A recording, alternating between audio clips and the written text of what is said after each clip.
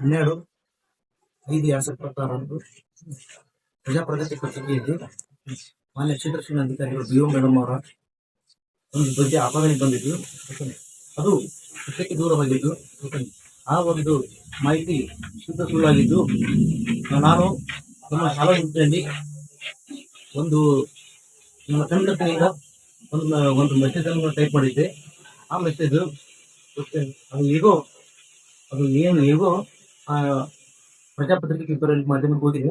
ಆದರೆ ಈ ಒಂದು ಹೇಳಿಕೆ ಮಾಧ್ಯಮದಲ್ಲಿ ಪ್ರಕಟ ಆಗಿದ್ದು ಅವೆಲ್ಲವೂ ಶುದ್ಧ ಸುಳ್ಳಾಗಿದ್ದು, ಇದಕ್ಕೆ ವಿಷಾದ ವ್ಯಕ್ತಪಡಿಸ್ತೀನಿ. ಇದರಲ್ಲಿ ನನ್ನ ಒಂದು ತಪ್ಪುಗಳಲ್ಲಿ ಏನಿಲ್ಲ ಎಂದು ನಾನು ಅದಕ್ಕೆ ಕ್ಷಮೆ ಕೇಳುತ್ತೇನೆ. ಮೇಡಮ್ ಅವರಿಗೆ ನೋವಾಗಿದ್ದಕ್ಕೆ ನಾನು ಕ್ಷಮೆ ಕೇಳುತ್ತೇನೆ.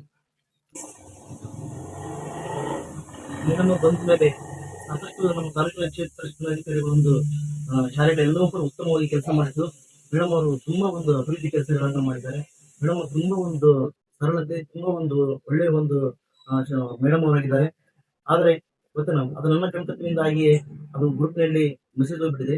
ಆದರೆ ಅದು ಹೇಗೋ ಅದು ಯಾರು ಹಾಕಿದಾರೋ ಗೊತ್ತಿಲ್ಲ, ಹೇಗೋ ಇದಕ್ಕೆ ಹೋಗ್ಬಿಟ್ಟಿದೆ ಮಾಧ್ಯಮಕ್ಕೆ. ಆದರೆ ಅದು ಈ ಮಾಧ್ಯಮದಲ್ಲಿ ಪ್ರಕಟ ಎಲ್ಲ ಆಗಿದ್ದು, ಅದು ನನಗೆ ನಿಜವಾಗಲೂ ವೈಯಕ್ತಿಕವಾಗಿ ನನಗೆ ತುಂಬಾ ಒಂದು ನೋವನ್ನಾಗಿದೆ, ಗೊತ್ತಿಲ್ಲ. ಆದ್ರೆ ಇದು ಅಂತ ಪ್ರಾಮಾಣಿಕ ಒಂದು ಅಧಿಕಾರಿಗಳ ಮೇಲೆ ಆಗಿದ್ದು ತುಂಬಾ ನೋವಾಗಿ, ತುಂಬಾ ವಿಷಾದವನ್ನು ವ್ಯಕ್ತಪಡಿಸ್ತೀನಿ. ಇದು ಆಗ್ಬಾರ್ದಾಗಿತ್ತು. ನಾನು ಅವ್ರಿಗೆ ಪೇಪರಲ್ಲಿ ಆಗಿ ಮತ್ತೆ ಅವ್ರಿಗೆ ಆಗಿದ್ದ ನೋವಿಗೆ ನಾನು ಎಷ್ಟು ಕ್ಷಮೆ ಕೇಳಿದ್ರು ಕಡಿಮೆ, ಗೊತ್ತಿಲ್ಲ. ನಾನು ನಿಜವಾಗ್ಲೂ ನಾನು ಅದನ್ನ ಹೃದಯಪೂರ್ವಕವಾಗಿ ನಾನು ಅವರಿಗೆ ಕ್ಷಮಾಪಣೆ ಕೇಳ್ತೇನೆ, ಗೊತ್ತಿಲ್ಲ.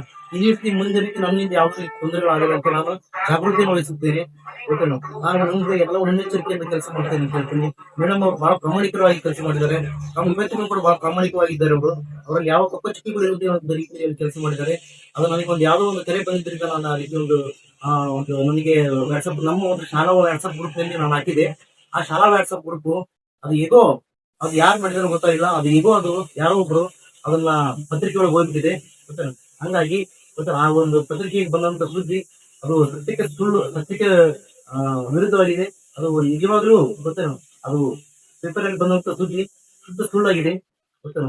ಶುದ್ಧ ಸುಳ್ಳಾಗಿದ್ದು ಮೇಡಮ್ ಅವರ ಒಂದು ಮೇಲೆ ಆಪಾದನೆ, ಅದು ನಾವು ಕೂಡ ಅದನ್ನು ವಿಷಾದ ವ್ಯಕ್ತಪಡಿಸ್ತೀನಿ. ಅದು ಆಗಿದ್ದು ಗೊತ್ತಿಲ್ಲ. ಆ ಹೇಳಿಕೆ ಶುದ್ಧ ಸುಳ್ಳು ಅಂತ ಹೇಳ್ತಾ ಗೊತ್ತಿಲ್ಲ.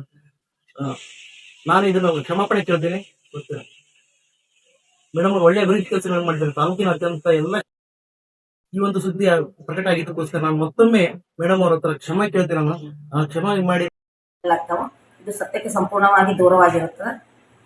ಈ ಮಾಹಿತಿಯನ್ನು ಹೇಳಿಕೆ ಇಷ್ಟಪಡ್ತೀನಿ. ಇದನ್ನ ಇಲಾಖೆ ತನಿಖೆಯನ್ನ ಇಲಾಖೆ ಅವನ ವಿರುದ್ಧ ಏನು ನಾನು ಸತ್ಯಕ್ಕೆ ವಿರುದ್ಧವಾಗಿ ಅಂತ ಹೇಳ್ಕೊಟ್ಟಿದ್ದೇನಲ್ಲ, ಇಲಾಖೆ ಅವನ ವಿರುದ್ಧ ತನಿಖೆಯನ್ನ ಮಾಡುತ್ತೆ. ಅಲ್ಲ, ಅವ್ರು ಕ್ಷಮೆ ಕೇಳ್ಕೊಂತಾರೆ. ಕ್ಷಮೆ ಕೇಳುವುದು ಅಪ್ರಸ್ತುತ. ನೇರವಾಗಿ ಅವರು ಲಿಖಿತವಾಗಿ ಕೊಡಲಿ. ಕ್ಷಮೆ ಕೇಳುವ ವಿಷಯವನ್ನು ನೇರವಾಗಿ ಲಿಖಿತವಾಗಿ ನನಗೆ ಕೊಡಲಿ. ತಮ್ಮ ಕಚೇರಿ ಸಂಬಂಧಿಸಿದಂಥ ನನ್ನ ಕಚೇರಿಗೆ, BO ಕಚೇರಿಗೆ ಅವ್ರು ಕ್ಷಮೆಯನ್ನೇ ಆಚರಿಸ್ತಾ ಇದ್ರೆ ಲಿಖಿತವಾಗಿ ಅವ್ರು ನನಗೆ ಕೊಡಲಿ.